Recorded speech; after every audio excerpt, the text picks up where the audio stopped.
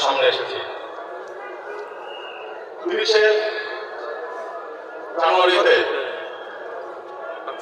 জলদিতে সভা করি দাঁড়িপাল্লার পক্ষে।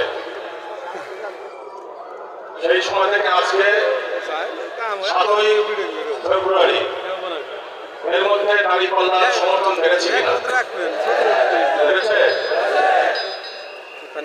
শহরের প্রত্যন্ত চরাঞ্চলের সব জায়গায় আমরা জনসভা করেছি, পথসভা করেছি, দৌলতপুরে জনসভা করেছি, দুপুরে বেড়াতে জনসভা করেছি। এর মাধ্যমে দাঁড়িপাল্লার জোয়ার উঠেছে।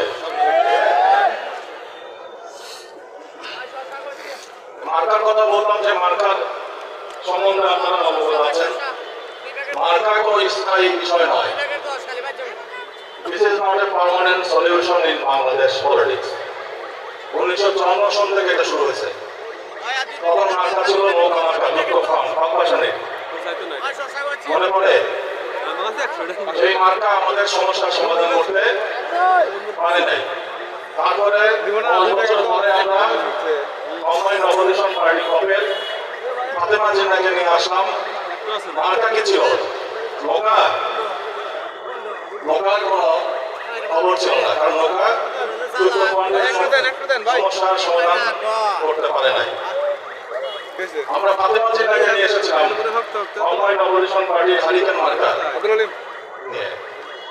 সেই মিছিলে আমি যোগদান করতাম, ফাতেমা জিন্নার পক্ষে ভোট চাইতাম, ছোট ছিলাম।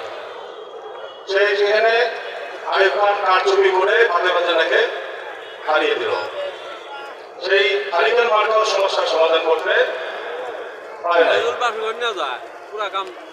এরপরে 1968 সালে আমরা গুপ্ত, এখন বলে না যে গুপ্ত সংগুপ্ত, বলে জামাত ইসলাম গুপ্ত সংগঠন, সব গুপ্তদের আবির্ভাব হয়েছে।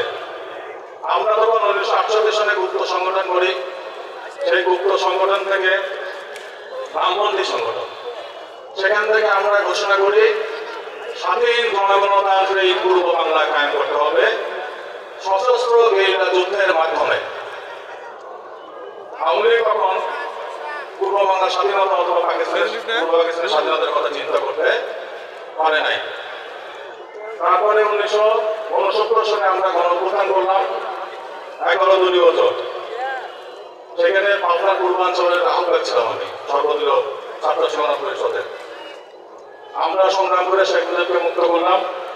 1970 সনে ভোট হলো। সেই ভোটে আমরা বামপন্থীরা অংশগ্রহণ করি নাই। উদ্দেশ্য ছিল শেখ